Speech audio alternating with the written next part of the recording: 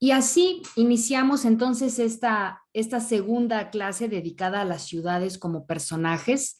Hemos conversado a propósito de cómo los lugares parece que tienen un ánima, o será que las sociedades que habitan estos lugares les dan una personalidad que después pues parece como repartida o compartida entre habitantes, prácticas, espacios, monumentos, dinámicas, sonidos, olores, ¿no? Todo el universo de la urbanidad constituye un personaje en sí mismo. Y en el caso de la sesión pasada, compartíamos ejemplos sonoros de casos en donde las ciudades fueron el aliciente para crear una canción, para crear alguna melodía, alguna composición que diera cuenta de su singularidad. Entonces, para cerrar o para ir cerrando con este tema, pasar a la lectura y también transitar hacia el siguiente personaje de nuestro curso. En esta ocasión que ya está con nosotras Marta, muy buenas tardes. Vamos a escuchar la canción que tú nos propusiste, Marta, hablando de las ciudades como personajes. Y una vez escuchada la canción, te pediré que nos compartas, bueno, por qué la elegiste, ¿no? Y qué dice, digamos, ¿no? Esa canción como expresión cultural sonora de la ciudad de la que nos habla. Bueno, interpretada por Montserrat Caballé y por Freddie Mercury, pero tú la elegiste, Marta. ¿Por qué te pareció interesante y significativa esta melodía? Mira, para empezar, lo que es que yo tengo mucho vínculo con Barcelona porque tuve oportunidad de vivir varios años ahí.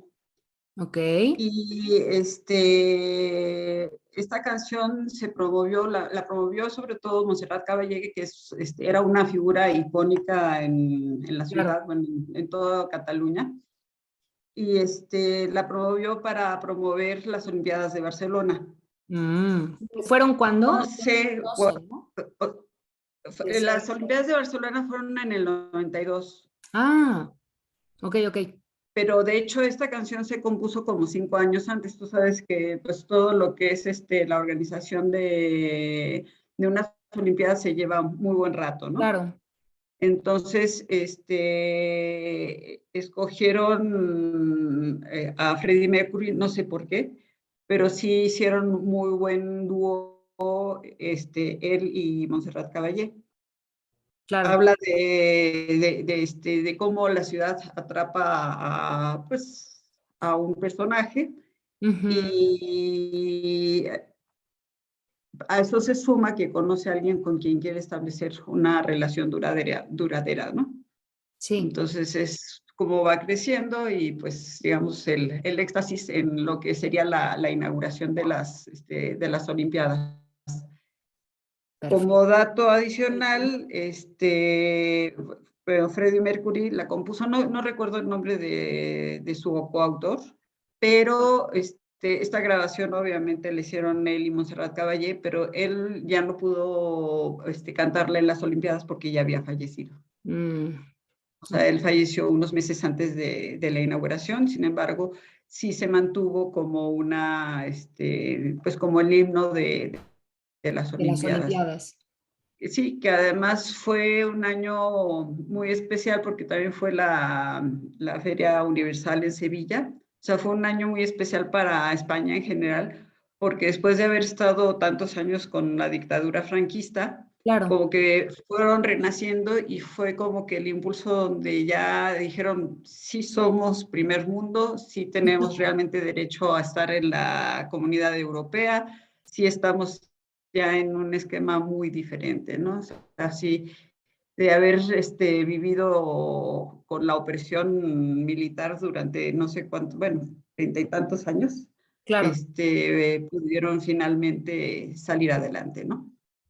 Sí, es interesante esto que comentas porque al final del día las canciones o los sonidos, no digamos solo las canciones, ¿no?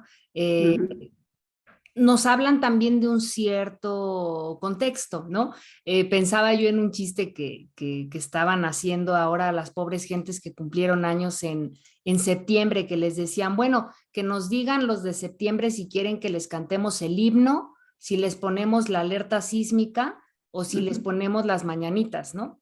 Porque justamente se asocia como ese tiempo, como ese contexto a, pues básicamente la vivencia, ¿no? Del tiempo. Y en este caso, la vivencia que tú nos compartes es de un cierto auge cultural que estaba viviendo la ciudad y que motivó a la composición de esta melodía, ¿no? Así es. Muy bien. Muchas gracias, Marta. Qué bueno que ahora que estás, pues tuvimos oportunidad de saber un poco más del porqué de tu elección. Y vamos ahora a ver los dos ejemplos que nos faltan. Uno nos lo comparte una colega que sigue las sesiones vía remota y tiene que ver con esta ciudad capital del arte y del amor que referimos recién iniciado el tema de la ciudad como persona en París, ¿no? Y enseguida vamos a ver una canción que también Marta decía habríamos de escucharla, sin duda también Sofía la propuso porque pues nos habla de nuestra ciudad, ¿no? Y ya con estas dos cerraríamos esta parte sonora de las ciudades para hacer un comentario conclusivo y pasar a los aledaños.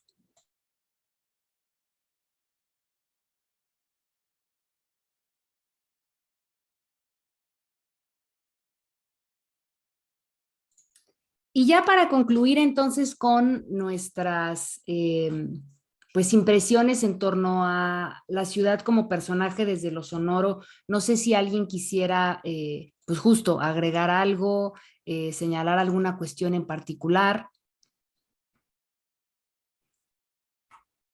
¿no? Bueno, pues es algo que ya habíamos un poco empezado a explorar la semana pasada y ahorita nos corresponde más bien entrar a otra perspectiva literaria de la ciudad, que es la que nos presenta nuevamente Cristina Peri Rossi en este texto de Los aledaños. A diferencia de la ciudad de Luzbel, que sí nos habla de un personaje desde el título, ¿no? Esta mujer que no sabemos si es la urbe o si es la habitante que le da nombre al espacio, etcétera, ¿no? Con todo ese misticismo enigmático que compartíamos, los aledaños más bien nos habla de una travesía. Recordemos el propio contexto biográfico de la autora, uruguaya, exiliada por causa de la dictadura, ahora sí que errante, ¿no? Escritora errante en diferentes lugares de Europa. Y básicamente ese protagonista de los aledaños, pues es un viajero comprometido con una empresa que nos puede parecer hasta de risa, pero que para él es esencial, encontrar el centro del mundo, ¿no? Y a mí me gusta mucho ese cuento porque ese centro es un centro que es muy relativo, como lo va narrando el propio personaje.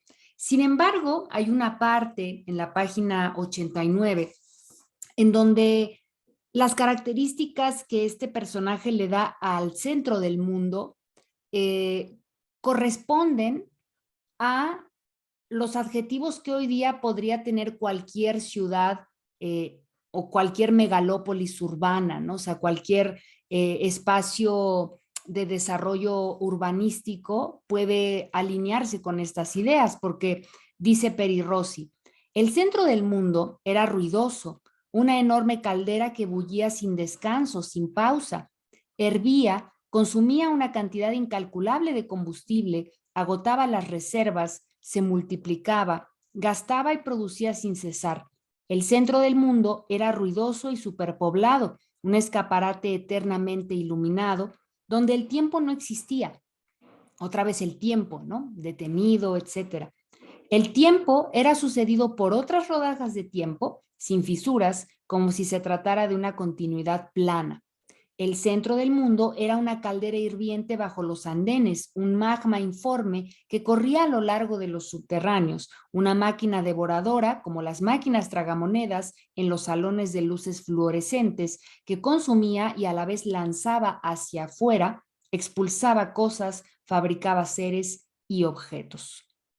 Pues este centro del mundo y esta travesía en la búsqueda de es el ejemplo literario con el que vamos a clausurar la idea de la ciudad como personaje. Entonces, me gustaría saber, empezando por Eli, que ya levantó la mano, pues cuáles fueron sus impresiones respecto de este texto, por qué consideran o no que tiene que ver con este tema de la ciudad como un personaje y qué elementos nos da para agregar a lo que ya hemos conversado al respecto. A ver, Eli. Hola. Bueno, pues a mí me cuesta trabajo ser objetiva cuando hablo de esta escritora, porque verdaderamente me arrastra a ese magma del que ella habla, me arrastra a esa confusión, a ese estado placentario. Y me coloca muy bien en su, pues en su desorden que tiene ahí, ¿no? Entonces me cuesta ser objetiva, pero lo que sí analizo es una cosa. Ella, en primer lugar, siempre, o por lo menos en lo que le hemos leído, se coloca en el plano de un hombre, una tercera persona al que le suceden cosas, ¿no? Claro. Y en los dos casos es un viajero. Esto, Sí. pues, obviamente habla de su vida, bueno, yo pienso, porque pues ella fue una persona errante, una persona que no, y todo esto lo está plasmando en este cuento. Entonces, pues es evidente que ella está hablando de su experiencia y de cómo, pues de vivir tal vez en un pueblo pequeño, en una aldea, como ella menciona, en esos aledaños, ¿no? Sí. Empieza a viajar a una ciudad siempre creyendo que va a llegar al centro del mundo, que allí pues va a ser ya el éxito y pues me imagino que ella va a lograr algo que ella tiene esperanzas de lograr o una felicidad, entre comillas, que ella tiene ganas de alcanzar, ¿no? Claro. Y pues no se da, ¿no? Sigue la espera y sigue viajando porque se da cuenta una vez que ha llegado a lo que ella pensó que era el centro del mundo, se da cuenta de que tampoco y que como dice ella al final está fragmentado, ¿no? Sí. Entonces son ideas que cada una es muy profunda. Esa fragmentación de la que ella habla, pues hay que pensarla mucho, ¿no? Claro. Lo que ella dice al final, ¿no? Entonces, es algo, ella no es clara en sus conceptos, es muy irónica a veces, se hace bromas a sí misma, o yo digo que a sí misma porque aunque ella ponga las narraciones en palabra de una tercera persona, pues es evidente que es ella misma, ¿no? Claro. Sí, Bueno, por su esto biografía. lo que yo veo aquí, ¿no? Sí, sí, sí. Es lo que me hace pensar este cuento. Me gustó mucho. Muy bien. Sí, efectivamente, tanto este como La ciudad de Luzbel, y es que es el estilo de Peri Rossi, son textos sumamente sensoriales. Yo creo que eso es lo que hace que no pueda existir objetividad al momento de analizarlo, lo cual al ser literatura no me parece para nada preocupante porque no se requiere, digamos, ¿no? Como esta No, objetividad, como un filtro, pues puede estar o no, pero finalmente desde nuestro lugar nos permite entender el porqué de la narrativa, que es justamente, como bien decías, construir un personaje que resulta un poco el alter ego de la propia Peri Rossi, que emprende esta travesía desde una zona periférica, lo cual me resultó también interesante porque hoy día, y ponía yo el ejemplo de las fotografías de la NASA, ¿no? Las ciudades o los puntos, mejor dicho, más iluminados en el globo, vistos desde el espacio, son las ciudades, ¿no? Y todo lo que está oscuro o todo lo que está alrededor de esos puntos luminosos son los aledaños. Esto es muy ilustrativo, pues, esta metáfora visual que estoy usando, si pensamos que la idea del centro y la periferia tienen cargas simbólicas muy importantes en nuestra sociedad. Ser el centro de atención, estar en el centro de la trama, y ser periférico implica un nivel jerárquico de importancia. Entonces, si en estas imágenes de la NASA las periferias oscuras son esos aledaños que parece que están ahí como de relleno en la narrativa, creo que nos deja ver también cómo hay una construcción de valores a propósito del lugar que le damos a los espacios que habitamos, ¿no? Dichos populares, ¿no? O formas del decir cotidiano como, ay, ya te vas a tu pueblo, ¿no? Alguien que vive, no sé, en Xochimilco o en la Magdalena, o pensar en colonias que están en proceso, por decir, de pavimentación, y suponer que eso implica un demeritar a la misma zona, ¿no? Un nivel de desarrollo que no ha alcanzado otros, ¿no? Y claro, ¿cómo entendemos ese desarrollo? Y de aquí un poco esta pregunta que pongo: ¿qué necesita ese centro del mundo que está buscando el viajero para ser tal? Él siempre cree estar en los aledaños, como en este sueño soporífero, ¿no? Del que de repente parece despertarse por una revelación y dice, no, no, aquí no es, ¿no? Como cuando se te pasa la estación del metro y vas dormida, no, no, ya estoy en Tacubaya, ¿no? Entonces, aquí no es. Pero, ¿cuáles son las características de ese centro del mundo que lo lleva del aledaño a ese viaje, ¿no? A ver, Mari. Buenas tardes. Aquí me queda una que menciona, por ejemplo, que el centro del mundo ni soy yo, ni es la persona amada, y desde ahí empieza, ¿no? Yo no voy a ser el centro del mundo. Hay algo más, y tampoco ponerle a un ser amado, tú eres mi mundo, ¿no? Porque también hay esas frases de que eres mi mundo y eres todo para mí, el centro del mundo. Describe muy bien cuando, por ejemplo, tú vives en una aldea, por decirlo así, y no te mueves, podrías decir que ahí está el centro del mundo. Pero en este caso del viajero, va de lo menos a lo más. Una aldea, un pueblo, Sí. una ciudad, etcétera. Entonces, como tú ya lo mencionaste, en un momento dado podría ser mi centro y lo demás desconocido, podríamos decir. Pero cuando tú rebasas esa línea, entonces tu pueblo puede quedar ya aledaño quizás a una ciudad y va como definiendo, va marcando territorios.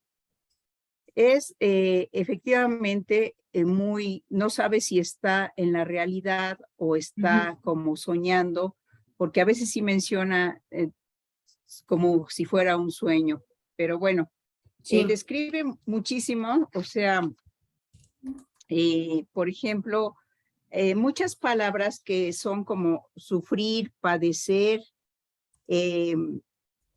guisa, intangible, usa muchas palabras que de alguna manera para definir lo que pudiera ser el centro del mundo.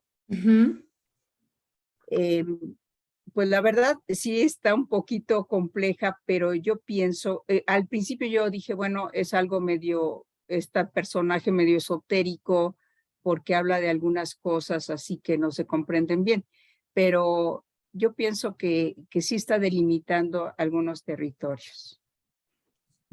Esa última frase que dices y el verbo que utilizas, ¿no? Delimitar territorios, ¿no? Me parece interesante porque podría ser una forma, contraria a lo que decía Eli, objetiva, ¿no? De sintetizar el porqué de la narrativa. Lo que está haciendo Peri Rossi en la figura de este viajero es delimitar territorios, caracterizar territorios. O sea, al marcar un límite, ¿qué es lo que hacemos? Establecer lo que queda dentro y lo que queda afuera. La razón por la que el yo, dice Peri Rossi, no podría ser el centro del mundo, que fue nuestro primer personaje, el yo, es porque es demasiado subjetivo, es frágil y también le da miedo lo diferente. Lo diferente queda afuera, lo otro, ¿no? Dice Peri Rossi, a veces, y eso a veces, nos asomamos a lo extraño, pero el yo tiende a ensimismarse, se cierra. Entonces, ahí está, ahora sí que está marcando un límite de territorialidad, de afinidad. No puede ser el centro del mundo la persona amada, porque es efímera, dice, ¿no? O sea, como esta sensación de embelezamiento es efímera, y también el ser amado es una construcción arquetípica, ¿no? Cuando el viajero describe a esta mujer, su cuerpo, etcétera, la manera de aproximarse, hay un punto en el que dice, sentía que amándola a ella amaba a todas las mujeres, ¿no? Como esta idea justo bucólica del amor arquetípico, con características muy específicas, pero poco singulares, ¿no? O sea, poco aterrizadas realmente en el ser amado, sino en la idea del amor de manera general. Entonces, este centro del mundo se convierte en una meta. Y si pensamos la meta, ¿no? Aquí hablando de las características que requiere el centro del mundo para ser tal, ¿no? Se convierte en una meta. Y si pensamos la meta como un objetivo, tendemos, al menos en el mundo y el tiempo actual, a suponer que esa meta y ese objetivo implica necesariamente la mejoría o el progreso, que son adjetivos que le han sido dados a las ciudades desde antaño. O sea, la urbanización de las zonas rurales ha sido justificada por la idea del progreso, de llevar la comodidad, llevar la salubridad, llevar no sé qué a estos espacios y al mismo tiempo domesticar a la naturaleza que ahí se encuentra.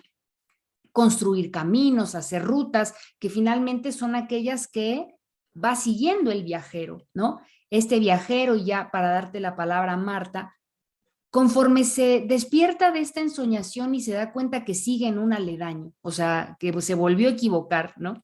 Parece que está todo el rato en un espacio que ya habíamos discutido en otro curso desde la perspectiva del francés Marc Auger, que es el no lugar. O sea, el viajero está todo el rato en un no lugar, está en transición. Y hay un punto muy importante de este no lugar que quisiera yo tratar, que tiene que ver justamente con la migración como forma de vida, lo cual nos lleva de nuevo a Peri Rossi, ¿no? Marta. Sí, bueno, yo lo que entendí en primera instancia es que sí, parte de lo particular, donde sí se cuestiona si él será el centro del mundo, si la persona amada es el centro del mundo, y va creciendo, partiendo de ese punto, ¿no? O sea, cada vez va buscando lugares más grandes, lugares diferentes, lugares, Sí, sí. otro lugar que no sea donde él está, otro lugar donde de alguna forma pues tampoco sea él mismo, tiene que cambiar él mismo para poder encontrar el centro del mundo. Y Sí. ahí yo pienso que es una búsqueda de estar bien consigo misma, Sí. lo que está buscando. Y me voy al ejemplo de que yo por mi trabajo me ha tocado tratar con mucha gente que es de comunidades rurales muy pequeñas y muy abandonadas. Uh-huh. Pero gente que vive en esas comunidades, a veces que no son ya gente mayor, sino pues a lo mejor de la mediana edad, ya vivieron el haberse venido a la capital del estado, ya vivieron haberse ido de mojados a Estados Unidos, ya estuvieron viviendo lo mismo en el campo que en grandes ciudades, y sin embargo regresan y para ellos su centro del mundo es su comunidad y Claro, es donde están realmente a gustos, donde están realmente conscientes de que es donde quieren estar, donde quieren vivir y quieren disfrutar a su gente. Entonces ahí es donde también dices, hay quien sí, seguimos siempre en búsqueda de algo más y hay quien dice, yo ya lo encontré y esto es realmente lo que quiero. Y no es por falta de oportunidad de haber estado en otras claro. partes, sino porque piensan que es, o sea, están convencidos de que su centro del mundo es su comunidad, ¿no? Ujú. Has comentado varias cosas importantes a rescatar, como pensar ese mismo viaje de encuentro del centro, o sea, pensar el centro no como algo que rige lo demás, porque hay un punto en el que se describe así en el texto, ¿no? El centro, si es centro, pues tiene que promover la armonía entre todo lo demás, porque todo orbita en torno al centro. Entonces, el centro no puede ser ególatra, no puede ser, ¿no? Como que pone ahí una serie de adjetivos negativos y dice, hoy me paré, me di cuenta que este no puede ser el centro porque es un lugar como demasiado egoísta, demasiado cerrado, demasiado... Y si todo orbita en torno al centro, ese no puede ser el centro porque tiene que promover la armonía. Pero ¿qué pasa si pensamos el centro no como un objetivo o una meta externa, sino precisamente como ese equilibrio necesario con el yo, ¿no? Con el sí mismo. Uh-huh. Sí, o Ahí es, sea, yo lo percibo más así, en esa línea. y tiene mucho sentido, o sea, porque ese viaje también puede ser un viaje de encuentro personal, que Uh-huh. curiosamente entraría un poco como en contradicción al recordar cuando la autora dice, no puede ser el lugar de nacimiento, ¿no? O sea, ¿somos nosotras o es ese yo que se configura en el devenir del tiempo? No somos, sí, es como afirmar, no somos las mismas personas las que nacemos que las que nos hacemos, ¿no? Y No, por entonces supuesto que no. encontrar, sí, No somos los mismos la semana pasada que ahora. claro, exacto, encontrar como esos cambios que van ocurriendo nos lleva del aledaño al centro, ¿no? Como este constante estado de estar en falta, ¿no? De algo, de un descubrimiento, de algo, ¿no? Y es una decisión, porque él lo dice, ¿no? Él se maneja un poco como una revelación, lo cual también entra mucho en el terreno de esta mística, ¿no? Hay un punto, hay un momento en el que por la razón que sea te das cuenta en que te encuentras en una circunstancia que no te gusta, no te parece, no te y decides cambiar y entonces es ahí donde empieza el viaje, ¿no? Y Sí, vas al pero también el centro de cada quien es diferente. totalmente.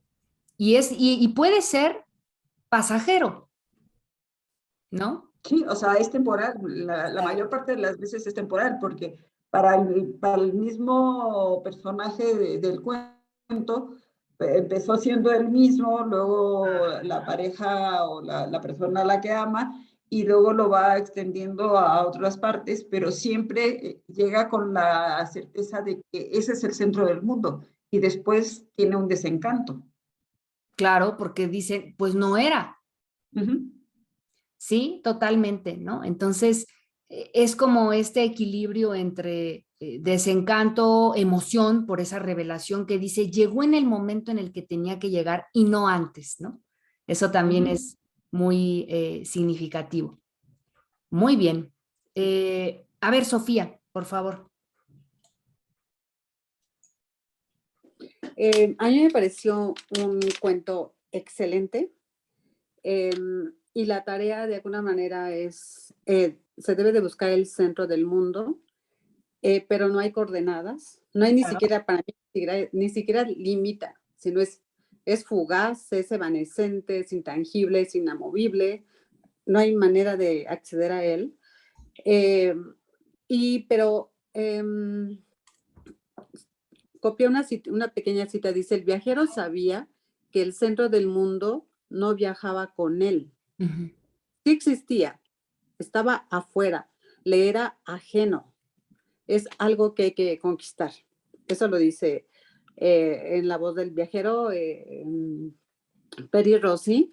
Y también después, posteriormente, menciona dos, si bien no hay manera de llegar a ese punto que no existe, Sí. que es el imaginario, menciona la intuición, que puede ser un elemento, un recurso que nos puede guiar hasta cierto punto a ese centro. Y también menciona como un estado de gracia, que también puede ser otra coordenada, movible, todo es movible, no hay nada fijo. Y para mí este punto o este centro del mundo tiene que ver mucho con algo que hay que inventarse, hay que crearse, es la vida misma, es la armonía. Y me encantó el texto como para fines de psicoanálisis, en el sentido, Totalmente. no encontré la cita, pero cuando habla del yo, que es un pobre yo, empieza a cuestionar la pobreza del yo. Ujú. Y tenía una pequeña cita de Freud para decir que no es un pobre yo. Dice que, ¿lo puedo leer? Claro. Nada voy a ver yo, porque es más complicado, pero nada más voy a hablar del yo. Dice que, lo tenía yo según anotado. Bueno, la tarea del yo es, primero te permite cambiar el mundo, recibe estímulos y él los tiene que guardar, que sería la memoria. Ajá. Evita estímulos que son hipertensos, que son dolorosos. El yo hace acto de huida, quiere escapar, y también enfrenta estímulos moderados. Eso tendría que ver con la adaptación. Y poco a poco él va aprendiendo a cambiar ese espacio. A veces tiene que sofocar esa vitalidad o esos, digamos, excitaciones, tentaciones, a veces las tiene que sofocar o girar las que sería la sublimación. Pero bueno, el yo en pocas palabras es lo que nos permite, es el único que actúa Ajá. y tiene que nivelar las fuerzas, tanto las biológicas como las que te exige el mundo exterior. Entonces el yo es un verdadero acróbata y sin Claro. embargo me gusta cómo lo menciona Cristina Peri Rosa, que es casi un pobre yo que Sí, cree que es el centro y es una finalmente nada. hay algo más que el yo que finalmente no es el centro. Entonces da para mucho este cuento y Sí. ya me quedo. Justo pensando en eso, ¿no? Que es como ese primer sujeto al que le otorga la posibilidad de ser el centro, dice Peri Rossi en la voz de su protagonista. La posibilidad de que el yo fuera el centro del mundo, como había visto tantas veces, le parecía frágil y poco digna de aprecio, del mismo modo que el aledaño daba una imagen parcial, fragmentaria y sujeta a toda clase de limitaciones del mundo real. Le parecía que el yo era demasiado pobre, vulnerable, rígido y limitado como para constituir el verdadero centro del mundo. Sin duda lo era para muchos, pero experimentaba una secreta pena por ellos. El yo no iba muy lejos, asomaba la cabeza, salía alguna vez de su ensimismamiento, pero incapaz de comprender lo diferente, demasiado frágil como para admirar lo ajeno, rápidamente volvía sobre sus pasos y se refería a sí mismo, construyendo falsas analogías que tenían por misión reparar la angustia de su pobreza y dando vuelta a la espalda a todo aquello que pusiera en riesgo su estabilidad tan precaria que debía sostener en la repetición. Esto creo que me vincula con esta parte de la migración como forma de vida. Porque claro, cuando Cristina Peri Rossi piensa en ese yo, considero que lo hace en el yo individual, pero también en ese yo colectivo, digamos, con el que finalmente fue encontrándose en este ir trasladándose de país en país, de lugar en lugar. Y considero que justo hablar de esta cerrazón, de este ensimismamiento, etcétera, implicaba para ella poner el dedo en la llaga y hacer una crítica a la dificultad que implicaba para las personas migrantes, para los viajeros constantes, como asimilarse a esos territorios, que cuando llegas a ellos, así como el viajero cuando fue a la ciudad y dijo, no hombre, este sí es el centro del mundo, no mi pueblo, ¿no? cuando llegas a ellos, se presentan como el centro del mundo, ¿no? Y entonces hay una parte en donde en el cuento también se dice cómo este viajero, cuando llega a uno de sus tantos centros del mundo, llega humilde, ¿no? Aprende la lengua, como que agradece el poder estar ahí. Y eso tiene que ver con el asunto de emigrar, o sea, llegas a un lugar en donde sabes que eres ajeno, que no tienes las ventajas de un residente y entonces te asimilas, ¿no? De una manera que a lo mejor no te hubiera sido propia o no hubieras tenido necesidad de en otro contexto. Entonces, eso me parecía interesante porque es otro rasgo biográfico, la búsqueda del centro del mundo como una decisión que tiene que ver con el desplazamiento constante, ¿no? Este cuento de los aledaños me gustaba porque creo que no solo en el mundo contemporáneo, sino desde antaño, las ciudades justamente se han constituido en el imaginario como el centro del mundo. Bastaría ver algunos mapas, por ejemplo, medievales, en donde ciertas ciudades de gran importancia, como era el caso de Jerusalén, o los lugares, los sitios de peregrinación, como podía ser Santiago de Compostela, etcétera, aparecían engrandecidos en los mapas y con referentes simbólicos como corazones, cruces y otros aspectos iconográficos que nos hablaban de su jerarquía. Y a partir de ese lugar se distribuía y se organizaba la vida, ¿no? La ciudad. Y pensaba en una canción de José Alfredo Jiménez que dice, las ciudades destruyen las costumbres, ¿no?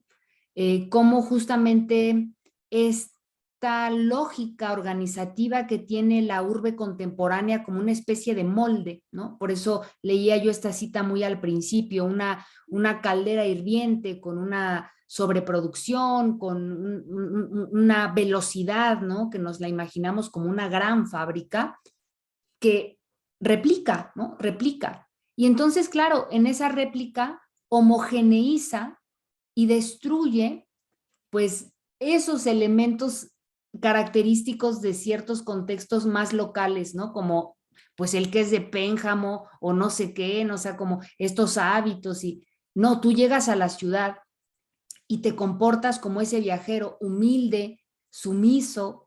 Hablaba Marta de estas experiencias de viaje al otro lado, o no sé qué, ¿no? Esta cosa que sigue muy vigente, migrantes que tratan de aprender la lengua, eventualmente la aprenden y evitan después utilizar su propio idioma, ¿no?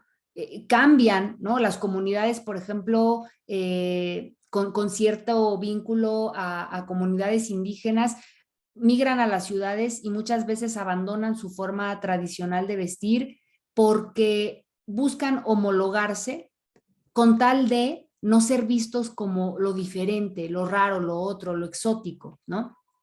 Esta cosa de tener que adecuarte a las costumbres de eso que se considera como lo central, de alguna manera va rompiendo este carácter específico o singular que tienen otros contextos. Y las ciudades hacen eso. En este proceso expansivo van homogeneizando todo, ¿no? O sea, la tiendita de la esquina que se pierde porque ahora todos son Oxxos, ¿no? El antiguo consultorio del médico de la colonia que ya no está porque ahora todos son Simis, ¿no? Y así, o sea, la ciudad tiene esa lógica. Y no es una lógica urbana per se, es una lógica de producción que obedece al sistema, pues, del capital, ¿no? En fin. ¿Algo más que quieran mencionar en torno a los aledaños, las ciudades, sus características como personajes, opiniones en cuanto a este texto? A ver, Sofía, por favor. Nada más, me encantó el inicio del cómo inicia la narración. ¿Habla el primer párrafo? Sí. Como la paradoja, ¿no? Los contrarios. Dice, la preocupación por encontrar el centro del mundo lo sorprendió una mañana, luego de un sueño aparentemente tranquilo. Subrayo el aparentemente. Sí, sí. Fue una ansiedad, una tensión desconcertante, junto a la certidumbre irresistible de que estar alejado del centro del mundo lo sustraía de una manera irreparable de los juicios verdaderos, Ujú. el espectáculo que era necesario ver, de las informaciones que debía recibir para que su tránsito por la vida no fuera más parábola que el azar. Quizá esto tiene que ver con lo que decía Eli, de que, pues dice, de manera de los... Así que este tipo de situaciones nos separan, nos alejan de los juicios, que a veces los juicios nos impiden ver el espectáculo. Entonces, Ujú. me encantó cómo introduce su relato y ya después despliega toda la idea del centro del mundo. Alejarnos Sí. de los prejuicios o juicios. Pues sí, ahora sí que de ambos, ¿no? Porque al final, pues su diferencia es una cuestión temporal, ¿no? Lo que te haces antes y lo que te haces después. Cuando este viajero, al llegar al aparente centro del mundo, vuelve a caer en cuenta de no estar en él, pues empieza como a prejuiciar otros lugares, ¿no? Pues debe estar más para allá, ¿no? O sea, ese sí es, ¿no? Y así, ¿no? Así sucesivamente. Muy bien. A ver, Mari. Nada más una observación, cuando por ejemplo se va formando una ciudad, un pueblo, todo, se inicia del centro a la periferia. Entonces, tú estás ahí, pero lo demás ya es aledaño. Cuando cambias, vas creciendo, entonces el centro sigue siendo centro y a lo mejor lo aledaño es cada vez más grande. Aquí es una cosa de que dices, bueno, quedé muy fuera quizás y regreso al centro, cuando lo inicial estaba ahí, en el centro, ¿no? Entonces, todas las ciudades, todos los pueblos, pues ahí nacen y se llama centro. En Por el eso dices, centro. voy al centro, ¿no? Por ejemplo, cuando aquí en la ciudad voy a ir al centro y vas a un pueblo, el centro. Ajá. Entonces da la impresión de decir, bueno, es lo primero que se formó, ¿no? Fue lo primero y después se fue expandiendo ese lugar, creciendo y cada vez va cambiando lo aledaño. Gracias. Sí, va cambiando o va siendo consumido por ese centro, ¿no? Que se expande, se expande, se expande. No necesariamente se replica, pero va alcanzando como una dimensión que no era la originaria, ¿no? Y creo que lo que tú comentas es interesante de pensar porque pues si nos ponemos muy puristas con nuestra regla, el centro no está en el centro, ¿no? O sea, ahora sí que con base en qué medimos el centro, por eso hablaba yo de jerarquías. Cuando se habla de los países del primer mundo, bueno, ¿qué es primero, qué es segundo, qué es tercero, ¿no? O sea, entonces esta parte del centro es jerárquica, porque si el centro no está en el centro, en términos de coordenadas, es tal, o sea, es centro en función de su importancia, de los simbolismos que guarda. Y eso en los centros históricos de las ciudades es muy evidente, ¿no? Es donde está la catedral, es donde están los edificios que hacen, pues, eco o alusión al poder del hombre y de Dios, y etcétera, ¿no? La plaza, lugares de convergencia, ¿no? De visibilidad. Rosy. Sí, buenas tardes. A mí me hizo pensar no en un lugar ni en una ciudad, sino en lo que creemos que nos va a hacer feliz. Por ejemplo, cuando consiga esto voy a ser feliz. Cuando tengo un coche voy a ser feliz. Lo tenemos y resulta que no era, ¿no? Este viajero llegaba a un lugar donde creía que iba a encontrar, donde creía que era el centro de la tierra, pero no lo era. Entonces seguía buscando, ¿no? Entonces es como la búsqueda de algo que nos va a hacer felices, ¿no? Me hizo pensar en eso. Sí, tiene todo el sentido, ¿no? Un poco como se decía, si este viaje no lo imaginamos como en realidad un desplazamiento en un terreno geográfico, sino como una búsqueda personal, como una ruta de encuentro hacia sí mismo, pues claro, o sea, todo el tiempo estamos en búsqueda de nuestra felicidad, ¿no? Pero esta varía en muchos sentidos por la etapa de la vida, por las necesidades, por las expectativas, por las modas, es decir, hay muchas cosas que nos influyen en esta construcción como arquetípica de la felicidad. Y entonces, por eso creo que tiene tanto sentido también esta crítica que hace Peri Rossi cuando habla del yo. El yo es inestable, es frágil, es miedoso, ¿no? Es demasiado parcial. Y entonces eso explicaría este asunto fragmentario que mencionaba también Eli, en donde nunca llega al centro del mundo, porque siempre tiene otra necesidad que llenar, siempre tiene otro deseo, siempre tiene otra expectativa. Entonces, puede ser, claro, una metáfora de la felicidad, ¿no? Sí, eso me pareció. Muchas gracias, Rosy, y bueno, gracias a todas que nos nutrieron con sus ideas en torno a estos aledaños. Y este mapita que hice se los voy a mandar para que pues quede ahí como un soporte también a las dificultades de la lectura. Es un cuento complejo, es un cuento enredado hasta cierto punto, pero ya ahorita vamos a pararle un poquito con Peri Rossi, vamos a ver otra autora para la siguiente clase. Y justamente vamos a aprovechar esta segunda mitad de nuestra sesión para introducir al tercer personaje de nuestro curso, que es justamente ese personaje al cual ustedes hicieron referencia en la primera sesión cuando yo dije, bueno, ¿quién es ese primer ser o ese primer asidero del cual nos agarramos, ¿no? Cuando empezamos a hacer mundo a través de la percepción, de la experiencia. Algunas de ustedes dijeron la madre, ¿no? Y bueno, nuestro tercer personaje es justamente la madre, ¿no? Y esta madre, eh, que vamos a ver a través de un cuento y de una película, pues nos va a ocupar ya desde el día de hoy con algunas referencias, ¿no?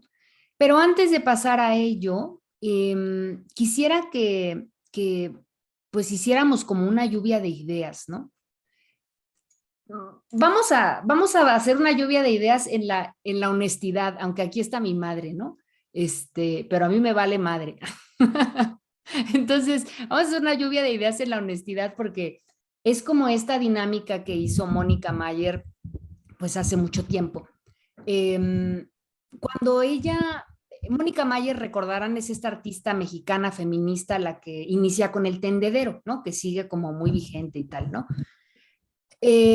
Mónica Mayer siempre tuvo una relación muy sui generis con su madre. De hecho, no le decía madre, la llamaba por su nombre, ¿no? Su madre se suicidó. Siempre, cuando ella está en redes sociales y publica cosas de su madre, siempre le llama doña y no me acuerdo el nombre de su mamá, ¿no? Pero cuando tenía este colectivo con Maris Bustamante de Polvo de Gallina Negra, del que hablamos ya alguna vez, hicieron una dinámica en crítica a todo este éxtasis y parafernalia que se hace en México el 10 de mayo, ¿no? Que es como la fecha después del 12 de diciembre, y es la fecha de la mercadotecnia y la fecha del consumo, ¿no? Porque la madre ante todo, ¿no? Entonces, Mónica Mayer dice, es que eso es pues puro espectáculo, ¿no? O sea, de verdad la mamá es la reina del hogar, es lo más bonito, a ver, y hace un llamado a diferentes personas que, pudiendo aprovechar el anonimato, estaban invitadas a mandar cartas para, de alguna manera, expresar de forma más sincera su parecer con relación a su propia madre, ¿no? O sea, como para romper este estereotipo de los comerciales y de las novelas en donde, bueno, siempre estará Catalina Krill y la madre mala, ¿no? Sin ojo y no sé qué, pero normalmente la madre tiende a ser, pues, este este vehículo de comunicación hacia la bondad máxima, que es la de la madre de Cristo, ¿no? O sea, la Virgen, bla, bla, bla. Entonces, esa dinámica a mí me gustó mucho. Después, tanto Maris como Mónica hicieron públicas muchas cartas en donde salían cosas que decías, ah, canijo, ¿no? O sea, pues eso nunca jamás lo va a utilizar de eslogan Sanborns para promocionar sus paquetes del 10 de mayo, ¿verdad? Pero también tiene que ver con el entendimiento que tenemos, no solo de la madre, ahora diríamos del maternar, de la maternidad, ¿no? Toda esta cosa de, ay, es que no hay cosa más linda que estar embarazada y parir. Yo no sé y no lo sabré nunca, pero yo me imagino que no. O sea, te estás descalcificando, traes una bola enfrente, o sea, ¿qué comodidad puede haber en eso, no? No lo sé. Entonces, una lluvia de ideas en principio sobre la madre, o sea, si escuchamos así, mamá, ¿no? Hoy tengo que decirte mamá, ¿no? Todas esas canciones, ¿no? O señora, señora, o sea, tantas cosas que se vienen a la mente, ¿no? Cuando pensamos en la madre, ¿qué es lo primero que se nos viene a la cabeza? Así, sin edulcorar, ¿no? A ver, Ana Laura, y luego Cristi. Bueno, estoy como alumna, pero todavía te puedo llamar la atención, ¿eh? Te saco del Zoom. Ándale, sí. Resulta que cuando te viene a la cabeza la palabra, el nombre madre, pues yo lo que refiero fue la persona que me educó o maleducó, cualquiera de las dos. Hay esas dos posibilidades, ¿no? Claro. ¿Quién te forma, no? ¿Para bien o para mal? Exacto, exacto. Yo nada más lo ubico en cuanto a ese contexto, porque pues aquí lo que va a complementar es el súper bien que te hayas llevado con ella, el súper cariño que puedes tener como recuerdos y como antecedentes de tu infancia, o sea, tus vivencias, sí. Básicamente tus vivencias. No por eso se pierde un respeto porque es tu madre, no por eso no le festejas el Día de la Madre, no por eso, pues sí. de repente piensas en la mamá, bueno, de repente en un sentido, ¿cómo se puede decir? En ejemplos, simplemente, en ejemplos. O en plática siempre. Es que mi mamá, es que siempre es la mamá. Y pues repito, yo creo que esto va a ser el sentir y el venir a tu mente un X recuerdo, no precisamente malo, pero un recuerdo como la madre va a ser en base a lo que hayas vivido en tu infancia. Que Okay. como me decía, la madre es todos y a cada ratitos. La madre, entonces, aquí o sea, como resumiendo esta participación en principio, es la formadora, o sea, como que asociamos a ella inmediatamente la educación.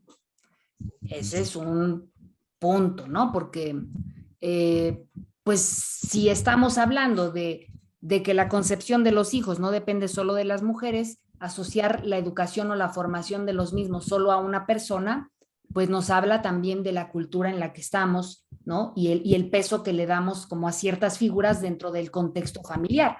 La madre es la que forma. A mí, por ejemplo, de niña, yo creo que todavía me dirán, me decían mamá chiquita porque estaba yo mandando siempre, ¿no? Entonces la mamá como esta idea de la que anda ahí como detrás, ¿no? Queriendo organizar y tal. Y la memoria, que no siempre es grata, ¿no? Pero que finalmente se asocia a estos momentos pues muy tempranos de la vida como son la infancia, ¿no? Muy bien. A ver, Cristi. Bueno, para mí una madre pues es una mujer que ha concebido o ha tenido hijos. Sí. ¿No? En un momento dado, y siempre se le achaca que tiene un carácter protector, afectivo, cariñoso, ¿sí? Y bueno, pues en conclusión es una mujer que tiene una familia. Y ya después las características diferentes que pueda tener una madre, ¿no? Claro, que vamos a hablar mucho de eso la siguiente semana a partir de ejemplos, pero bueno, ya desde ahora, ¿no? Creo que has comentado como dos aspectos que son caras de una misma moneda. Por un lado, pues madre es la Ya que concebí. engendra y da luz, ¿no? Sí, sí. Tenemos otros matices que tienen que ver con la idea de la buena madre o la mala madre, porque claro, al engendrar y dar a luz se asume que hay un afecto, que hay un cariño, que hay un sentido de protección, que hay un deseo de maternar, que es muy diferente a solo parir, ¿no? Y en el caso justamente pues de la cultura mexicana tenemos muy enclavada esta idea de ser mamá debe ser buena mamá, ¿no? Y entonces siempre tú estás en segundo lugar, primero mis hijos, primero no sé qué, o sea, primero todo menos yo, ¿no? Y una mujer, por ejemplo, que no quiere ser madre, está tachada de egoísta, porque primero se pone ella, ¿no? Entonces, la madre no puede hacer eso. La madre, en teoría, tiene que ser protectora, tiene que ser buena, tiene que priorizar a los otros, ¿no? Y no necesariamente lo hace solo con los hijos que engendra y pare, sino que hay mujeres maternales, ¿no? Se dice, ¿no? Como que abrazan a todos, ¿no? Justo por ese espíritu dadivoso, ¿no? Muy bien. Eli. Para empezar, todavía en la época en que yo fui madre, todavía en esa época no tenías alternativa. Si te embarazabas porque salías con domingo 7 o te embarazabas porque te habías casado y a la semana te cayó pues ya, no había de otra, o sea, o le seguías o le seguías, ¿no? Porque estaba muy mal visto, y aparte de todo, pues era muy peligroso realmente el aborto porque se hacía en condiciones terriblemente malas, ¿no? Entonces, generalmente una persona así, pues educada y todo, no abortaba, a menos que fuera una situación así muy, muy dramática y que a escondidas de todo el mundo y con un peso moral tremendo y en fin, una serie de situaciones muy, muy difíciles de abortar. Entonces, eso de digamos, vaya, me preguntaba yo como mujer, ¿no? Sí. Si yo tuve el deseo, pues es que no, nunca me lo pregunté a mí misma en ese tiempo, en ese momento, porque ya estaba yo embarazada, ya ni modo a darle, ¿no? Claro. Entonces, lo cual en estos momentos ya, si tú quieres ser madre, eres, y si no quieres ser madre, no eres, entonces ya puedes tú escoger si quieres ser madre, ¿no? Y hacerlo pues porque te da la gana o no hacerlo porque no te da la gana. Pero antes no había detalle, ¿no? Entonces, bueno, para empezar por ahí, yo honestamente sentí en dos situaciones muy diferentes, como con mi madre y con mi hija. Mi madre era una persona que era un emigrante, era una persona que tenía serios problemas porque había pasado una guerra y había pasado muchos problemas personales. Entonces, mi infancia fue difícil porque mi trato con mi madre pues no fue toda la vida dulce y suave y Y hermosa. maternal. Y yo también tuve problemas con mi hija, o sea, pues por mi vida, porque también yo no resolví mi vida como normalmente la resuelven muchas personas que tienen muchos hijos y que están rodeadas por el marido y los hijos. Resolví mi vida en otra forma y pues a mi hija a veces no le pareció. Claro. Y en un sentido daño esto la tocó, ¿no? Entonces, hasta ahorita que podemos platicarlo y que lo hablamos y todo eso, pues hemos llegado a una situación más armoniosa, ¿no? Y también yo con mi madre llegué a una situación armoniosa cuando la entendí como mujer, Pero Claro. eso ya fue muy tarde porque hubo muchas cosas de su vida que yo nunca entendí, hasta después de que se murió. Entonces, pues la recuerdo ahora con cariño y pues, con tristeza, porque sé que llevó una vida difícil, ¿no? Claro. Pero la recuerdo más ahorita que cuando estaba viva. O Pasa. sea, no, así que yo honestamente siento que ya nos debíamos de bajar del famoso trono del 10 de mayo, porque a mí se me hace un Ya te estás absurdo. mareando. Es que es un mito, es que es un mito. La verdad es un mito. Hay que analizar, digo, qué bueno que hoy, por lo menos, las chicas que quieren ser mamás pueden tener la decisión de ser mamás, pero yo creo que hay que pensársela 20 veces, ¿eh? Y 21. realmente ver si tienes las aptitudes para ser madre y si tienes la capacidad de ser madre y si tienes verdaderamente, o sea, porque no toda la gente lo tiene ni la mujer tiene por qué, que esa es otra de las cosas que a mí no me parece, ¿no? Que una mujer, para ser completa, para culminar, para ser, tenga que ser madre. Ah, hijos. Digo, y las que no fueron madres, si fueron científicas, si fueron, ¿qué? Esas no sirvieron para nada, o qué cosa, ¿no? Claro. O sea, todo esto a mí se me hacen mitos que hay que barrer con ellos, pero lo antes posible, vaya. Bueno, esa es la idea que tengo yo, ¿no? Gracias. Sí, yo pensaba en que no solo ahora, aparentemente, porque sigue habiendo pues también una cultura, escuchaba yo un término más temprano en un podcast, así como hay una pornografía emocional que te enseña cómo debería ser una relación de pareja o cómo debería ser, también hay una pornografía emocional en cuanto a la figura de la madre, ¿no? O sea, cómo debería ser una madre.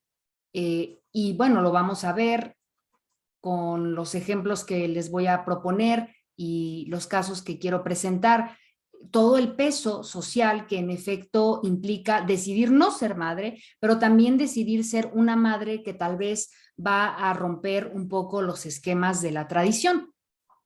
Madres que hoy día, por ejemplo, apoyan o inclusive encabezan movimientos para la defensa de los derechos de las personas homosexuales o las personas transexuales o madres que a lo mejor recordarán, yo mencionaba, ¿no? Mujeres que se dedican al graffiti y que fueron madres o lo que sea y enfrentar estas críticas como de decir, a través de tu práctica tú estás mal enseñando, ¿no? Porque estás haciendo un vándalo y bla, bla, bla, ¿no?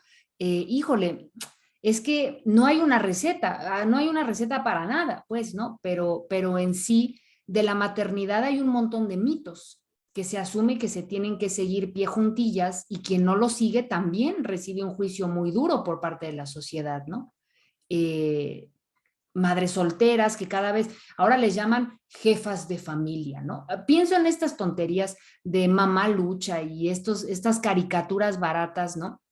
Que lo único que hacen es como, pues sí, justificar las ausencias de determinados componentes familiares dentro de la crianza y darle a la mujer como el superpoder de luchar contra una sociedad que la va a seguir recriminando, haga o deje de hacer, ¿no? Híjole, o sea, mamá lucha, ¿eso qué, no? O esta otra comediante que hacía a una madre que hipocondriaca y todo tenía la señora, ¿no? O sea, si el hijo quería irse de fiesta o lo que sea, inmediatamente ponía el grito en el cielo, ¿no? La madre con la chancla, híjole, ¿no? O sea, también ahí hay como muchos riesgos que muchas mujeres también adoptan, ¿no? La mamá que quiere tener a los niñitos en sus enaguas hasta que tengan 56 años. O sea, ¿cómo, no? A ver, Marisela.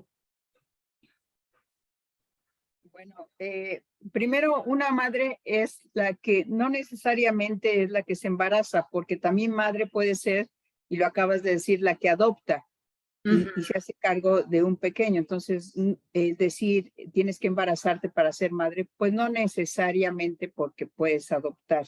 Claro. Yo quiero hablar de mi mamá, porque mi mamá, ella se hizo cargo de sus hermanos, ella era la mayor, Y yo estaba seguro que jamás hubiera querido ser mamá porque cuidó a todos sus hermanos, porque mi abuela se embarazó 12 veces, pero nada más lograron sobrevivir 6, suficientes para que mi mamá Claro. se hiciera cargo de ellos. Entonces yo dije, híjole, pues a lo mejor ni quiere ser mamá, pero bueno, es lo que ella de alguna manera aprendió y vivió. Sin embargo, fuimos 5, yo soy la más chica, y cuando estaba embarazada de mí, tuvo la oportunidad mi mamá de abortar, porque económicamente pues éramos pobres, ¿no? Bueno, no pobres, sino de un poco bajos recursos, pero ella pudo decidir, porque también puede decidir si lo quiere tener o no lo quiso o no lo quería tener. Entonces, pues aquí estoy, ¿no? Entonces sí quiso tenerme. Ella, por ejemplo, pues toman decisiones, se les llama el pilar, porque sí, yo creo que sí es un pilar, ¿no? Yo he visto familias que cuando se muere el padre o no está el padre, pues de alguna manera la mamá sí tiene esa fortaleza de sacar adelante a los hijos. Cuando muere la madre... Tiene de otra, ¿no? Exacta, no, pero cuando muere la madre, el padre que no tendría de otra, pues le cuesta más Claro. trabajo, ¿no? No, y es que Le cuesta más culturalmente trabajo. te dicen, pues es que no te toca, ¿no? Volvemos a la parte de la mujer es la que educa.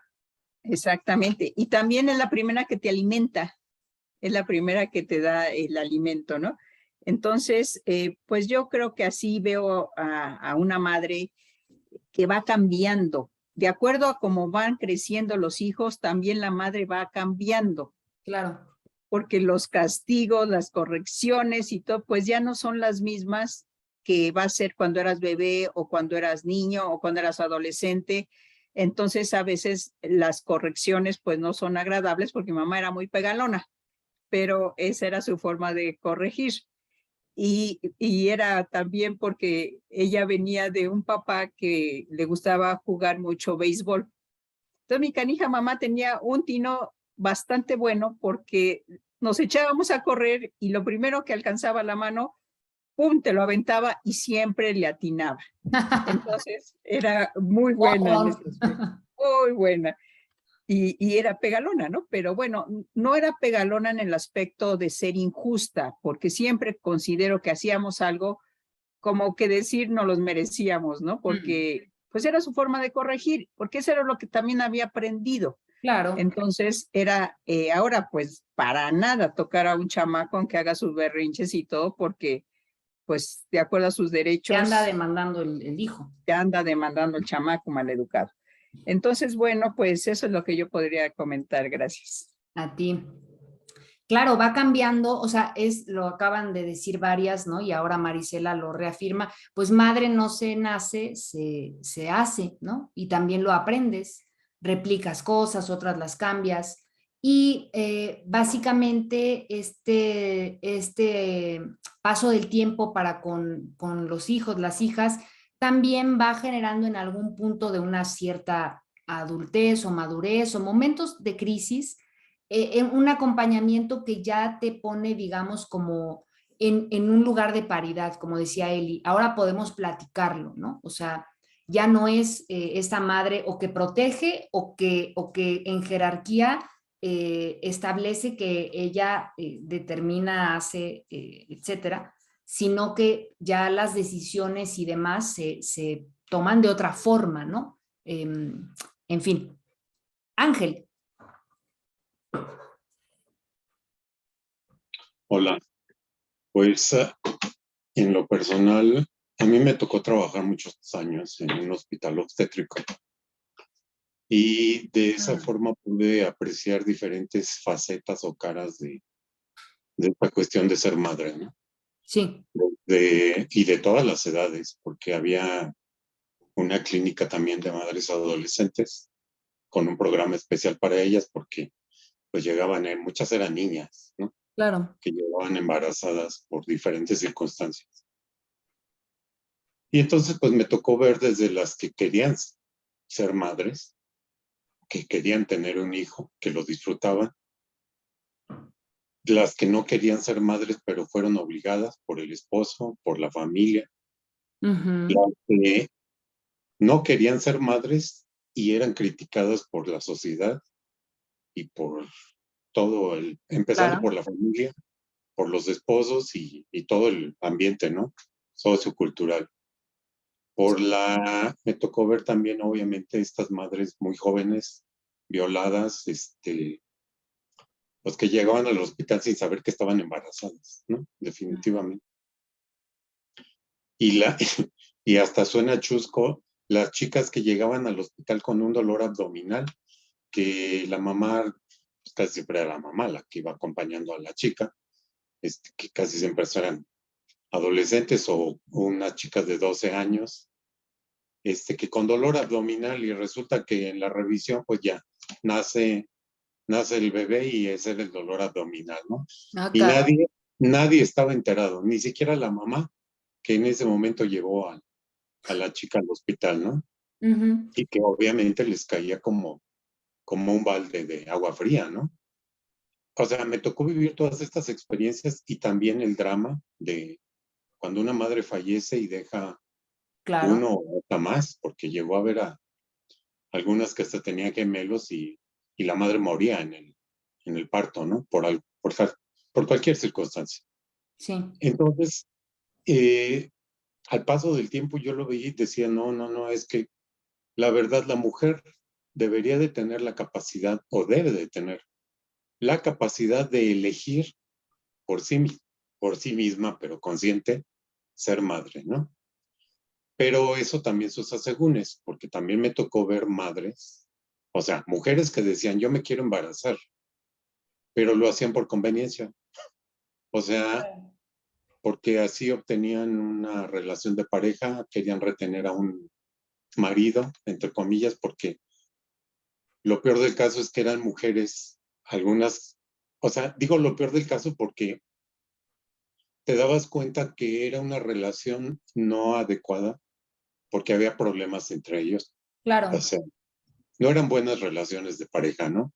Y, y la cuestión es que, curiosamente, eran mujeres de más de 40, 45, 50 años que buscaban embarazarse. E iban o asisten a las clínicas de reproducción asistida porque quieren embarazarse, pero para cumplir un capricho muchas veces de la pareja, de ellas mismas, porque a lo mejor se sienten frustradas. Hay muchas cosas atrás Claro. de toda esta cuestión de ser madre, ¿no? Entonces, el hecho de que digo, la madre es toda bondad, toda dulzura, bueno, pues hay que ver todas las El caras. caso, ¿no? Sí, sí, sí, la verdad es muy amplia esta cuestión de, del hecho de ser madre. Me tocó unas que de verdad querían ser mamás, que querían adoptar niños y que no les permitían adoptar a los niños, les ponían todos los pretextos habidos y por haber. Y que yo pienso que muchos niños que se fueron a una casa cuna podían haber tenido un hogar y una mujer que no por el hecho de haberlo parido, Claro. lo hubiera criado como una verdadera mamá. Ujú.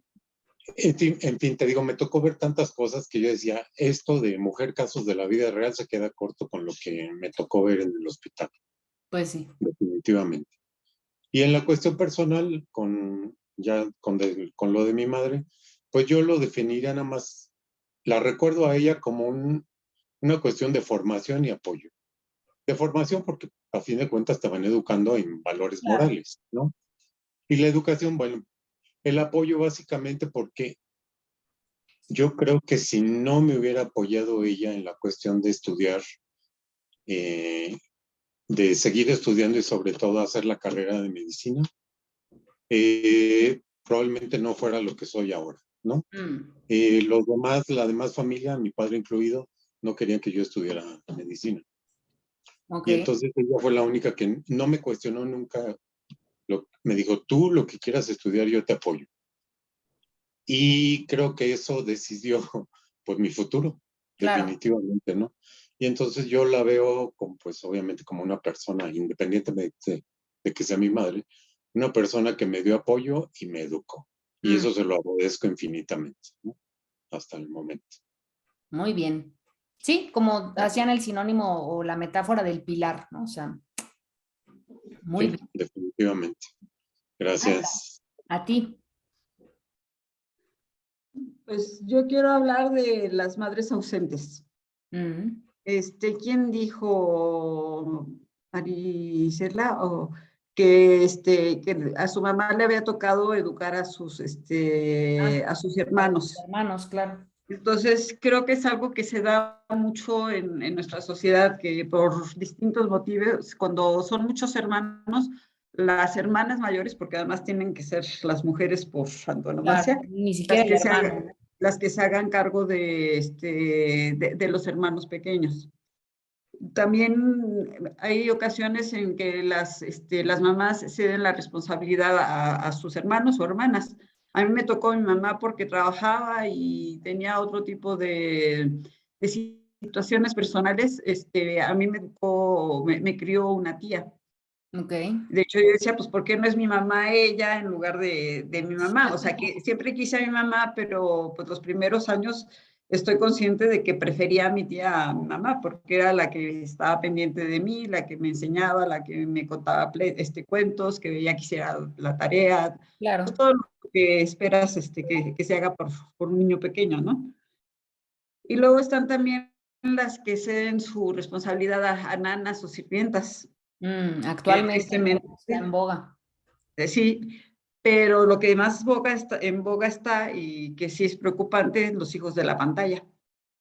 Sí, sí, O sea, que en lugar de dedicarles tiempo a ellos, como están en sus asuntos o inclusive también tienen las mismas mamás su propia pantalla, lo más fácil es darles algún teléfono o cualquier tipo de juego que implique una pantalla, sea televisión, sea lo que quieras, pero los hijos no tienen gran interacción con las mamás porque para ellas es más cómodo que haya alguien que se haga cargo de ellos y pues qué mejor si los entretiene, ¿no? Y ahí se generan las cargas de dopamina y demás para que el niño esté contento.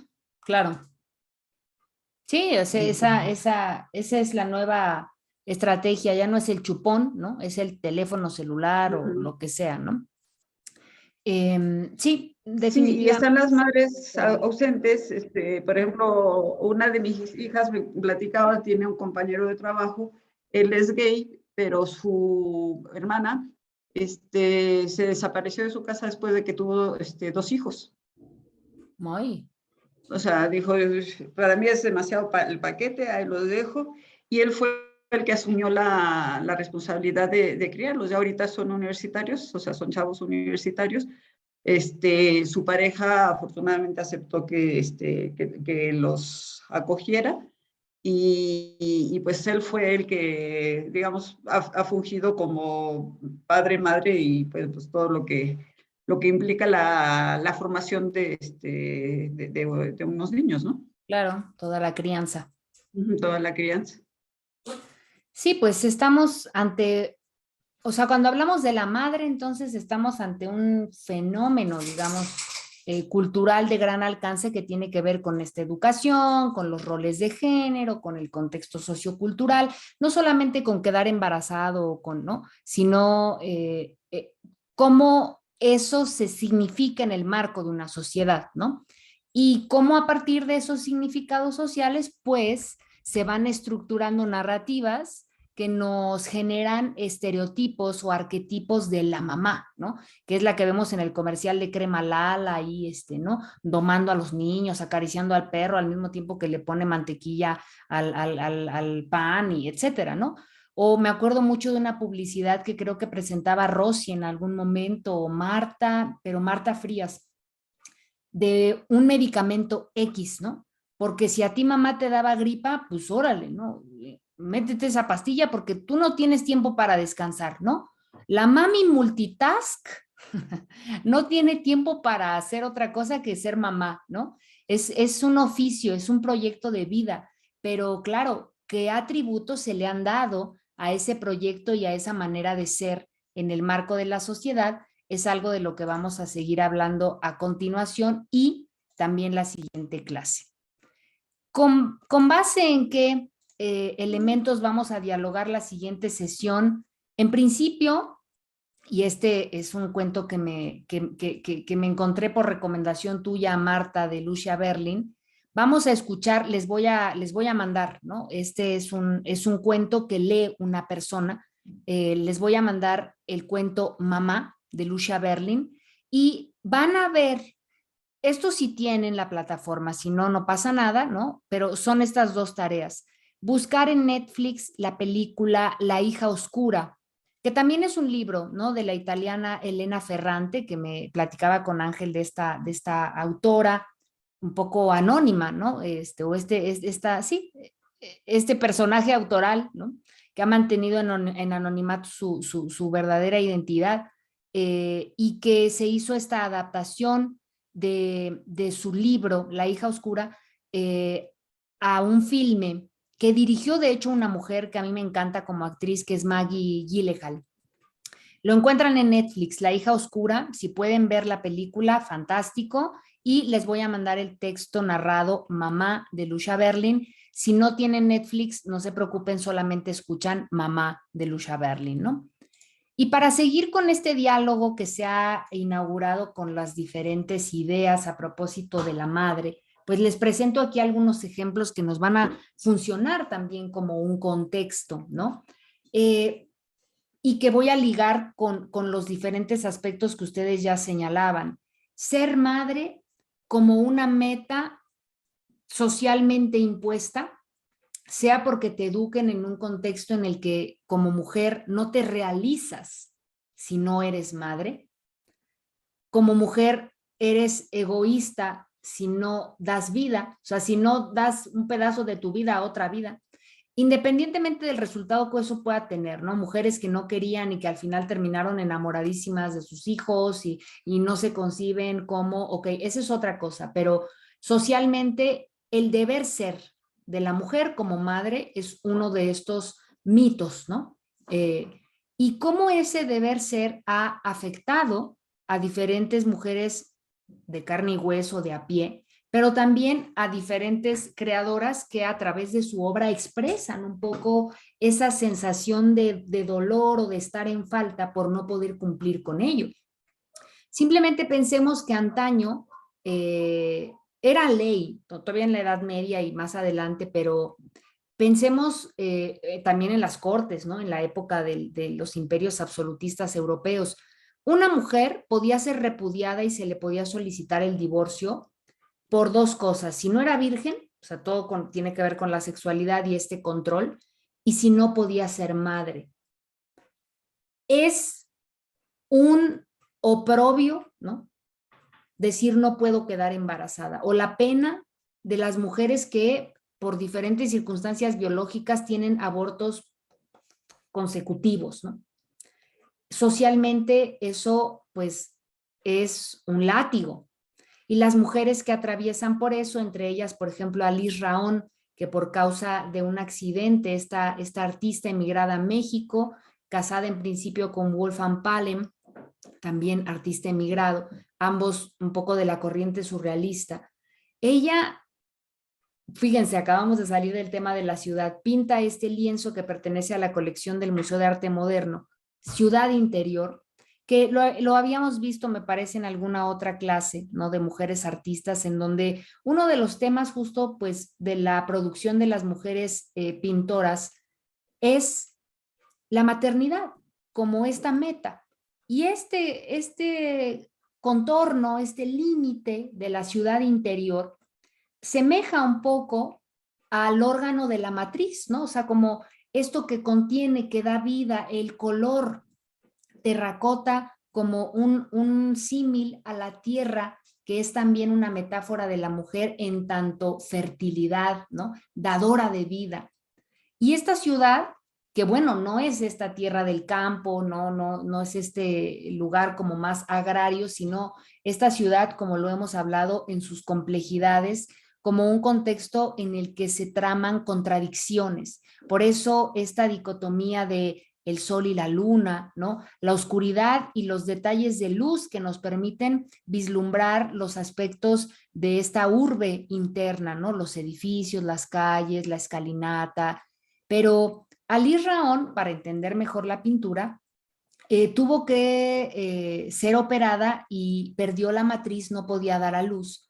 Y eso, al igual que a Frida Kahlo, que vamos a ver ejemplos, pues les generó un trauma muy fuerte, ¿no? El no poder ser madres o el tener abortos en sociedades en donde ese es un deber ser. La sensación de estar incompletas, entonces no es algo biológico que la mujer traiga como un chip, ¿no? O sea, eres mujer, tienes que querer ser madre. No necesariamente, es una cuestión cultural, de educación. Hay quienes lo desean mucho y no pueden, como decía Ángel, y hay quienes pueden muchos y no quisieran, pero también hay todo un contexto en donde pues los que Dios te mande, ¿no? Y ni se te ocurra usar un medio de protección, porque eso es contra natura, ¿no? Todas estas polémicas que se han generado en torno a estos grupos famosísimos de Provida y las críticas que hay en torno a, porque claro, las asociaciones Provida, sin entrar en polémicas, pues lo que defienden es que el feto pueda generar, o sea, puede terminar de formarse y nacer, pero a las asociaciones Provida no les interesa qué va a ser después de ese bebé o de ese neonato.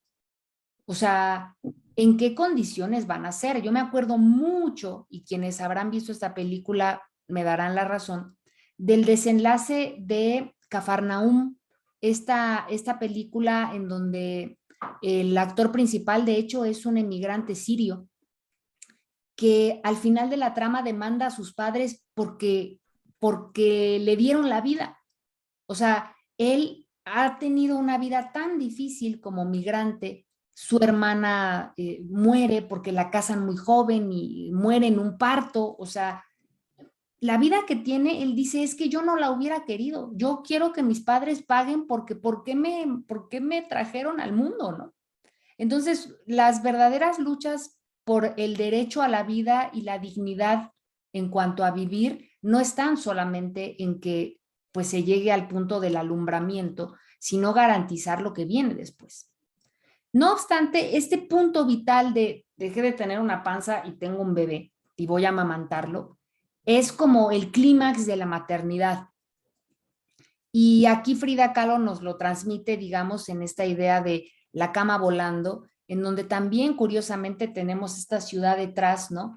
Y ella un poco en un contexto como onírico, con diferentes cordones umbilicales que la hacen a ella misma un poco como la bebé, ¿no? La neonata, indefensa de esa serie de circunstancias que se representan a nivel de lo simbólico en el feto, en el caracol, en estos huesos, ¿no? De la pelvis y no sé qué más, en esta especie como de flor que seguramente recordarán a Georgia O'Keeffe, esta pintora norteamericana que a través de sus flores parecía representar los órganos genitales femeninos, ¿no?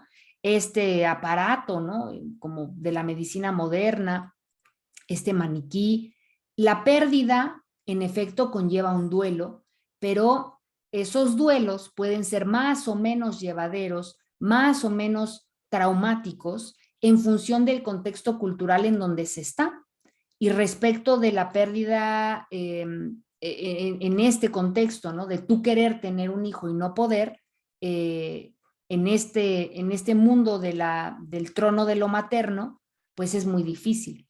Esta foto de Frida niña me gusta mucho porque pues es la educación que recibimos muchas mujeres. Bueno, yo fui de Barbies, pero también me tocó la Barbie mamá, ¿no? La que tenía panza y así, y Kelly y Ken, ¿no? Obvio, ¿no? Porque Barbie necesita un Ken, ¿no? Entonces, pues a las niñas se les compran nenucos y el que llora y el que caga y, o sea, para que ya tengan así, ¿no?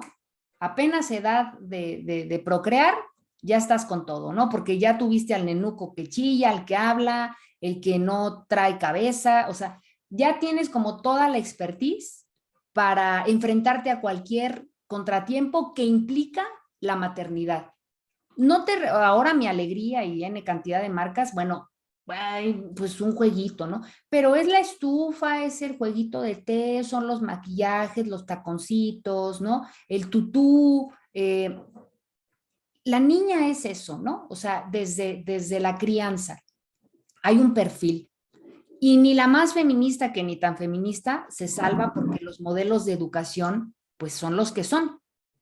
Que no se puedan cambiar, no estoy diciendo eso, pero requieren un ejercicio de conciencia y de autocrítica muy fuerte, ¿no? En este proyecto de la artista mexicana contemporánea Lorena Wolfer, que también a lo mejor recuerdan algunas de ustedes, la artista lanzó una convocatoria a mujeres de todas las edades, estratos socioeconómicos, etcétera, para tomarles una fotografía. Fueron 79 mujeres entre la capital y Querétaro entre 2013 y 2014. Y el proyecto se llama Mírame a los ojos, curiosamente de forma pues socarrona, porque las fotos son de espaldas. Entonces tú un poco te empiezas a imaginar a esas mujeres. Y la pregunta era, aquí como a diferencia de lo que hicimos ahora, ¿no? Bueno, ¿qué se te viene a la cabeza al decir mamá o madre, ser madre? Aquí la pregunta del proyecto era, ¿qué se te viene a la cabeza cuando escuchas mujer o qué es ser mujer para ti? Y había respuestas como esta, ¿no? Ser mujer es ser la que procrea. Entonces, ahí tenemos la asociación, ¿no? Pero, ojo, en la procreación no existe el ingrediente, digamos, como del autodescubrimiento corporal o del goce sexual. Eso es muy de la educación, pues, patriarcal machista hacia los varones. O sea, la concepción de la sexualidad como este previo a nos quedamos embarazados, mijito, es muy diferente en cómo se comunica a las mujeres y cómo se comunica a los hombres, y eso desde siempre. Tanto así que ustedes habrán visto en una película, habrán leído, hemos comentado, a las mujeres una vez que se les daba en matrimonio, pues la primera noche y las que fueran necesarias para que la mujer quedara embarazada, en realidad la mujer ni siquiera terminaba como de desnudarse, ni mucho menos. Había ciertas ropas especiales que permitían la penetración, que es pues el gozo del hombre fundamentalmente, sin importar el estado de la mujer, que básicamente estaba participando de ese hecho para quedar embarazada, no para otra cosa. Y eso me llevaba a pensar la relación entre esta respuesta, este proyecto y el que articuló la norteamericana de origen judío Judy Chicago, ¿no? También pionera del arte feminista, que convoca a muchas mujeres artistas que no tienen lugares donde exponer, que no tienen visibilidad, que no tienen trabajo. Y ella dice, vamos a hacer un workshop, vamos a hacer un taller entre nosotras. Y esta es la primera exposición, ¿no? Es la inaugural de ese taller de artistas mujeres que hacen estos platones que hemos visto, que básicamente juegan con este concepto de la mujer como la que sirve, la que atiende, ¿no? Es la que pone la mesa y tal. Y aquí más bien son las mujeres de diferentes épocas y profesiones las que están invitadas a la mesa a través de un elemento simbólico que es este plato. Y los platones que ellas crean en cerámica están pues colocados sobre estos mantelillos en donde se bordaba también el nombre de la mujer, esta filósofa medieval, Hildegarda, ¿no? Y vean las características de, digamos, el elemento de personalidad que tiene esa mujer en el Platón, ¿no? Es básicamente la referencia como a este órgano sexual reproductivo, ¿no?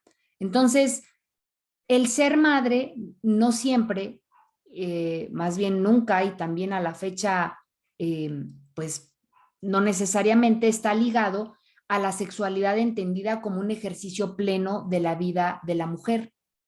Es muy reciente y sigue siendo un tabú en ciertos contextos, ¿no? Porque tú ¿para qué vas a tener experiencias sexuales si no es para embarazarte?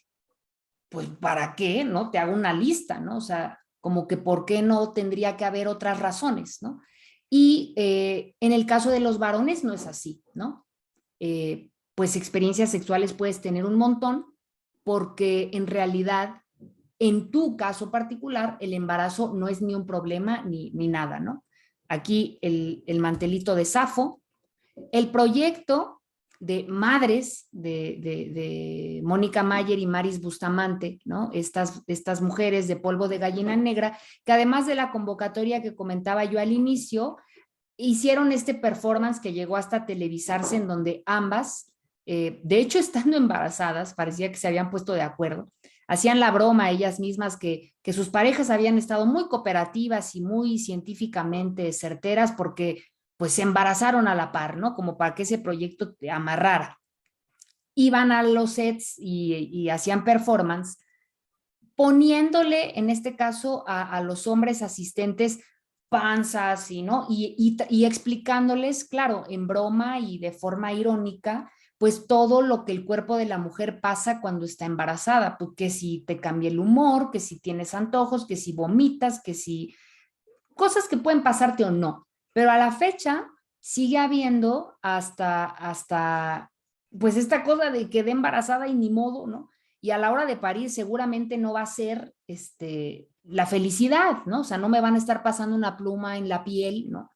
Me va a doler, ¿no? O sea, porque hay un proceso, ¿no? Ahí. Y todo proceso requiere un esfuerzo y requiere una puesta de energía que en el caso del cuerpo de las mujeres, pues se implica. Con este performance, lo que las artistas trataban de hacer era de implicar, al menos en la metáfora, a estos hombres, ¿no? Y haciendo estos juegos, ahí tienen las coronas en la mesa, ¿no? Son las reinas de la casa, las mamás, ¿no?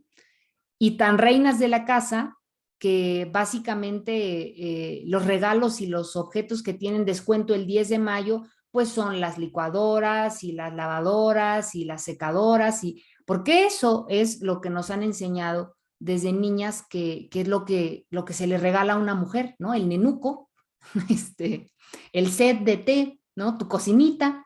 Yo tuve mi casita, claro que sí, ¿no? Ahora vamos a prenderle fuego, ¿no? O sea, pero esa es la educación que tenemos y es todo un proceso como deshacerte de esos estereotipos, ¿no? Estereotipos que tienen que ver con estas imágenes que me encontraba y quería mostrarles, ¿no?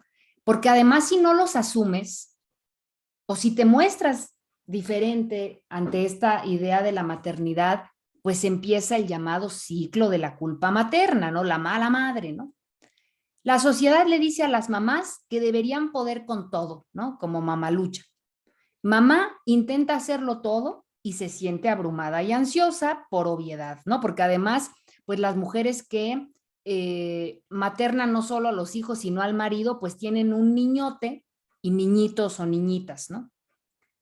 Mamá no logra hacerlo todo, porque es imposible, por supuesto. Mamá se siente culpable y frustrada porque siente que está fallando en todo. Mamá busca respuestas y o ayuda de la sociedad y la sociedad le dice a las mamás que deberían poder con todo y la mamá intenta hacerlo todo y así hasta el infinito, ¿no? Entonces, pues la cosa es que te toca. Y el papá podrá no estar, ¿no? Y ahí está la cosa de la madre ausente. O sea, el papá, cuando la mamá falta, es raro, no es que no suceda, pero es raro que como que asuma que entonces ahora le toca, ¿no? Pues no, porque eso es de mujeres, ¿no? O sea, yo como, ¿por qué, no? Pero eso es una educación. Qué fuerte es la frase, mi mamá no trabaja, es ama de casa. Tanta injusticia y desprecio a los cuidados en 8 palabras, ¿no? Es un tuit de septiembre 21 de este año, ¿no? La mamá no trabaja, o sea, ser mamá, volvemos al punto de que es una decisión o debería poder serlo, y es un proyecto de vida, o sea, porque y más en estas condiciones económicas actuales, básicamente estás manteniendo al chilpayate hasta los 30, ¿no? Si bien te va. Es un proyecto de vida y como todo proyecto de vida requiere una reflexión, o sea, como una toma de conciencia, porque pues no son enchiladas. Pero además de eso, es un proyecto de vida invisibilizado, así como pues los cuidados de casa o las labores domésticas. ¿No? ¿Y tu esposa qué hace? No, pues ella en la casa. Y la casa limpia y la comida hecha y la ropa lavada y las cortinas cambiadas y el niño feliz. Pues nada, en la casa, ¿no? Y la casa se hace sola, ¿no? y no hay pago ni reconocimiento. Está este otro pensamiento de Begoña Abad que me gusta, ¿no? Porque también está esta otra parte de la madre pilar, claro que sí, ¿no? O sea, tampoco es como decir, ay, no, ya que se mueran todas las mamás, pues no, o sea, para nada, ¿no? Pero es como poner en la justa medida las cosas, ¿no? La medida de mi madre justamente dice, no sé si te lo he dicho, mi madre es pequeña y tiene que ponerse de puntillas para besarme. Hace años yo me empinaba, supongo, para robarle un beso. Nos hemos pasado la vida estirándonos y agachándonos para buscar la medida exacta donde podemos querernos, ¿no? Esta idea del ciclo de la culpa materna, digamos, también tiene sus versiones, vamos a decir, bonitas o positivas, en donde en efecto el maternar por decisión, por adopción, por procreación, por lo que sea, ¿no? Por vocación inclusive, ¿no? Como decía Marta, ¿no? O lo hemos vivido también. Abuelas que son más madres o que se asumen como más madres, tías que son más madres porque asocias a la crianza, ¿no? Por vocación ser madre implica también este ciclo en donde tú das, la persona que es maternada recibe y eventualmente, deseablemente regresa, ¿no? O sea, ese mismo esfuerzo, esa misma energía regresa, ¿no? Entonces es como cuando le mueves al agua para que, ¿no? Se pueda diluir bien el jarabe, ¿no? Lo que tiene abajo.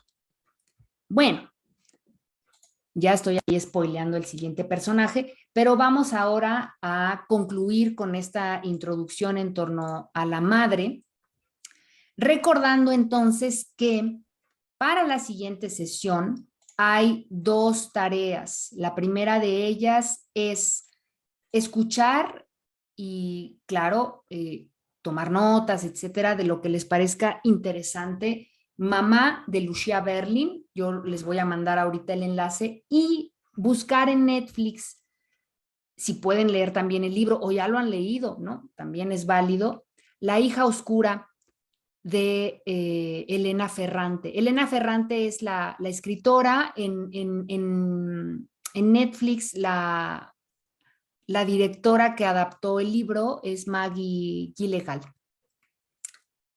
Entonces, así la encuentran, ¿no? Como la hija oscura.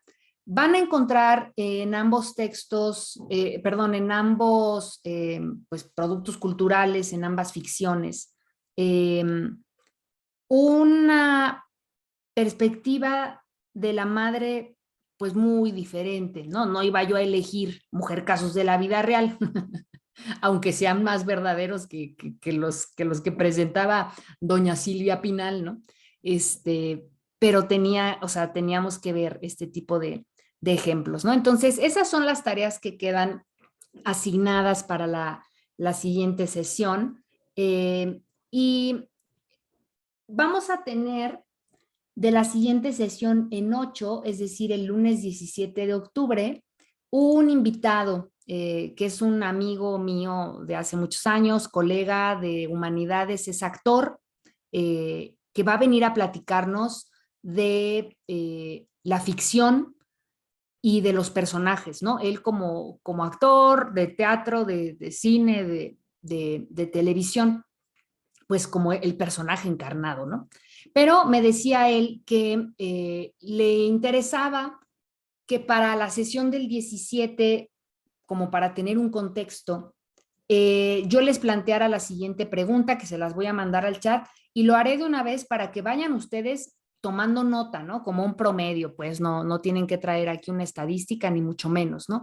Pero la pregunta que me decía Carlos, que sería importante tomar en cuenta es, ¿cuánto tiempo dedico semanalmente a consumir ficción en cualquiera de las presentaciones? Narrativa, cine, teatro, radionovelas, danza, música, televisión, videojuegos. O sea, ¿cuánto tiempo dedican? Empezamos la semana, pueden hacer su récord, semanalmente a consumir ficción en cualquiera de sus presentaciones. Leer cuentos, ver películas, aventarse el capítulo de una serie, escucharse un podcast. Bueno, hasta leer TV Notas es ficción, ¿no? Hasta un noticiario. No sé, ¿no? ¿Cuánto tiempo dedican a la semana a consumir ficción? Eso quiere saber Carlos, que vamos a tenerlo como invitado el 17. Pero la siguiente semana entonces tenemos la clase para cerrar con el tema de las madres a partir de Mamá de Lucia Berlin y La hija oscura de Elena Ferrante, adaptada a película en Netflix. Entonces, yo les mando las referencias, les mando también la clase grabada más tarde y pues con esto cerramos la sesión de este lunes, ¿de acuerdo? Okay. Que pasen muy buen día, disfruten su semana y nos vemos de hoy en 8 a las 2. Hasta luego. Hasta luego. Adiós, cuídense. Hasta luego.